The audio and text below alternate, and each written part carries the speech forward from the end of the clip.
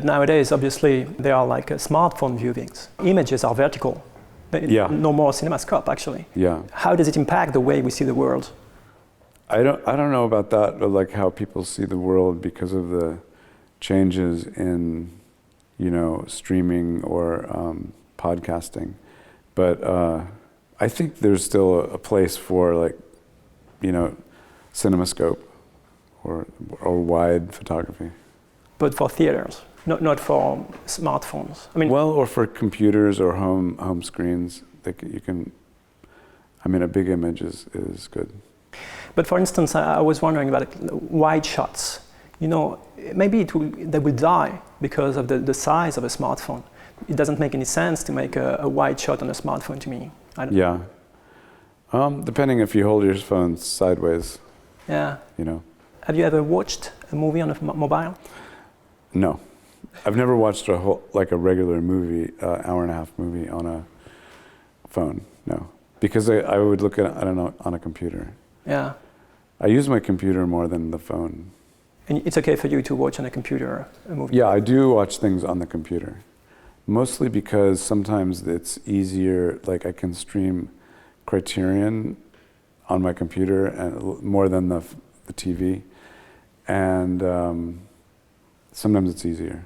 Lui, c'est Gus Van Sant, réalisateur culte américain. Il a débuté dans les années 80 et a réalisé des films tels que Drugstore Cowboy, Own Private Idaho, Gerry, Elephant, Harvey Milk, le remake plan par plan du Psychose d'Alfred Hitchcock ou encore Will Hunting. Après 8 ans d'absence, il revient aujourd'hui avec un nouveau film, La corde au cou, l'histoire vraie d'un enlèvement un peu foutraque survenu aux États-Unis en 1977. L'occasion pour moi de discuter avec lui de cinéma et plus précisément d'image. I'm sorry because my English, it's not my mother tongue. I know I'm going to do some mistakes. I'm sorry. Okay.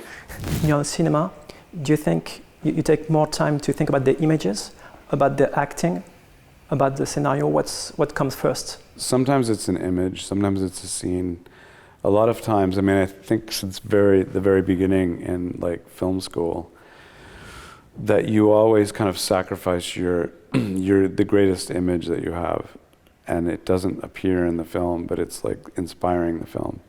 So there is sometimes a shot or an image that you have, which might include a character, and you never actually either shoot it or you never actually use it, or sometimes you do use it, but and sometimes you use it and it's not as dynamic as it used to be. What makes a powerful image? To me, it's usually the combination of lighting, subject, motion, if it's a moving image, composition maybe, and I guess story. If it's a film, it's the story that the shot is kind of telling. Let's take an example. Psycho. Alfred Hitchcock, the shower scene that you know pretty well. You did it the same. Yeah. Why it is such a powerful image to you? The shower scene is made up of lots of little pieces, and it's famous partly because Hitchcock explained he had a certain number of days to shoot the film, but 5 days were spent on the shower scene. So I don't know that we spent 5 days on our shower scene, but that is interesting. Yeah, I guess it took less days. I think he probably needed to reposition the camera so many times that for us it was faster, maybe. But that particular scene is just complete shock, violence, condensed in very small little pieces, condensed in a minute and a half. In the movie, there are different kind of images: TV footage, TV archive, recreated TV archives. Do you think there is a specificity of a cinematic image compared to all the images we have to face nowadays?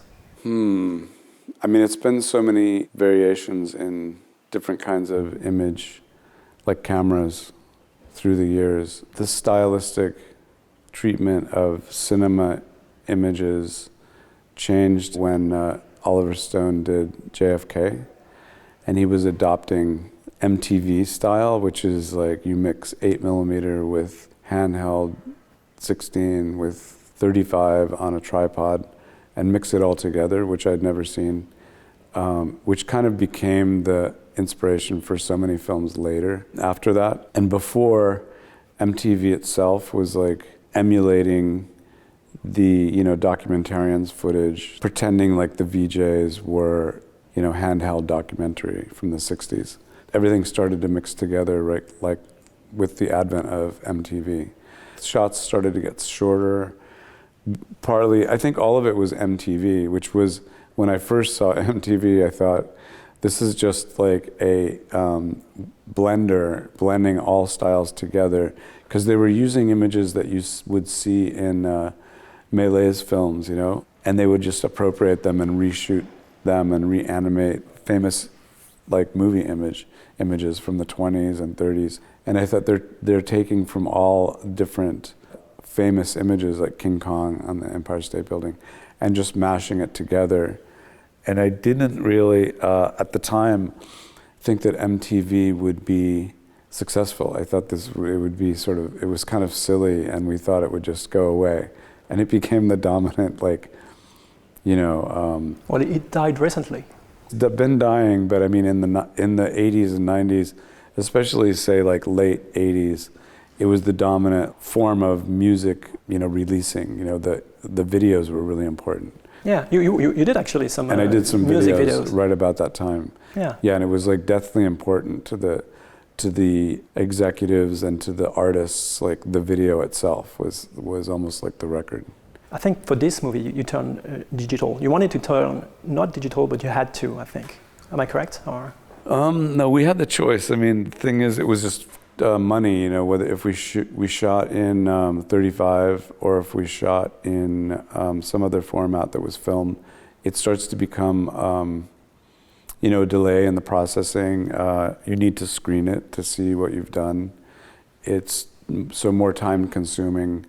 And we had a very quick schedule, so I think we realized that the only way for us to do our film was digital. And I had nothing against, or wasn't trying to avoid digital as much as other filmmakers. Film itself is also changing. The numbers of types of film stock that you could find is more limited than it was when people were shooting an only film. There's certain drawbacks to film as well, but yeah, we just went digital. Yeah, you turned in 19 days, the movie. Yeah. So I guess digital is easier in this. Yeah, it's like really fast. You can edit while you're shooting. You can see one of the biggest things, you can see what you're getting right then, and you don't have to rewatch it like the next day, which has a romantic feeling to it. But it's Now, when I see an image, the first reaction I have is it true? Is it real? Because now we don't know if we can trust an image. Do you think it has an impact on cinema? Yeah, I think like in special effects, if you're somewhat beholden to reality in order to make it happen, but now with AI, since almost anything can happen, it's not as impressive because it's not a cinematic trick anymore, it's an AI trick. Do you think there is an aesthetic of a 2020 image? 2020s? 26. Yeah. Yeah, there would be. There is, as we make these images, but maybe we don't know what it is. We haven't the distance yet. But I think in 30 years, when you look at images from today, you'll see the style. And I won't spoil the movie, but at the end of the movie, we can watch the actual TV footage from the 1977, and actually, it looks like the movie. Look the same thing. You did it on purpose, I guess. Well, I mean, we hoped with the lighting, like Arnaud, who was from Paris, Arnaud Poitier was the DP. The lighting he could reproduce because he knew lighting well enough. The colors, the art director could reproduce. The characters were like, at the last minute, I think we got the right people. It was like, they were curated. So since it's sort of a still shot, all the characters and colors are represented, so it does look like the original, which was sort of what I wanted. I just didn't want it to look less characteristic. I didn't mind if the people looked different, but I wanted it to look as authentic. What do you prefer, like the aesthetics of an image in the 70s, of the 80s, the 2000s, which ones do you prefer? I have an interest in almost all different formats and styles and grain structures, and For different reasons, I guess.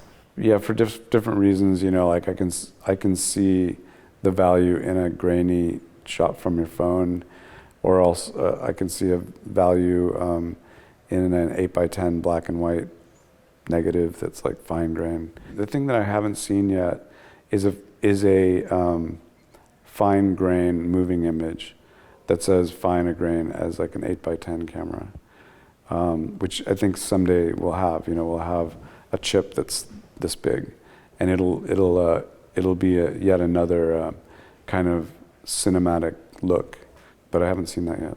In your filmography, are there some images you are proud of? My favorite ones are maybe the time lapses in My Own Private Idaho, which were ones that we did really for like a show reel for sale in a film festival to pre-sell the film. We hadn't shot anything yet, but we went out and started shooting time lapse of hills outside of Portland, Oregon, way in the country. And we got all these beautiful things. My DP had done a lot of stop motion photography, Eric Edwards. And he had done, like, he sort of specialized in stop motion, how fast to make the clouds go and how fast, you know, what the exposure would be and so forth. We made a series of these tableaus, and we used that for the advertisement. But then when we were shooting the film, we also set up the time-lapse camera, and on its own it would just shoot a landscape. During the period that we were shooting the main action, there would be like an hour for the time-lapse camera to shoot a time-lapse. And the producer came to us and said, you know, there are all these time-lapse shots, you know, and it costs money to process and print.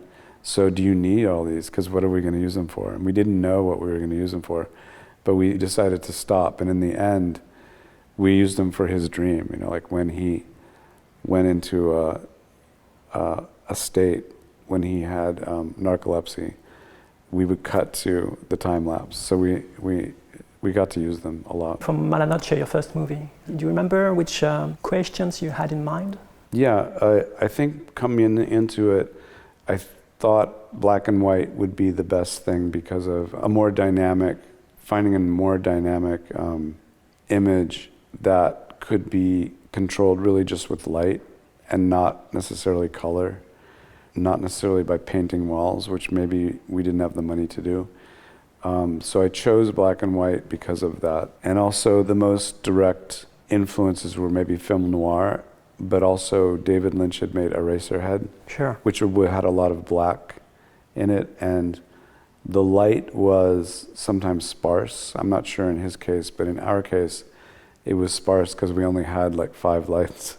And so it had a dynamic that was a result of our like low budget. When you make an image, I guess every time there is a matter of money. Like you have the dream and then you have the reality. Yeah. And is there an example in your past filmography that you have to forget the idea you have? Maybe every time? Yeah, I think every time there's something that you have to not insist on because of money. But in Mala Noche's case, we were trying to play with that limitation. And I think limitations can create, you know, the look. So sometimes I'm just subtracting equipment as opposed to adding equipment. We were talking about, this movie, the latest one you did, you shot it in 2025, it's 2026. Nowadays there is the images made by artificial intelligence. Yeah, I haven't done any of it, and so I don't know what it can do. But it's kind of, it's scary and it's also intriguing at the same time. If I get to work with it, I'll know more about it. But you're not against them? Well, I'm not particularly against AI. Although, like, when some people talk about AI, it seems like everything's going to change a lot, and maybe I'm against that.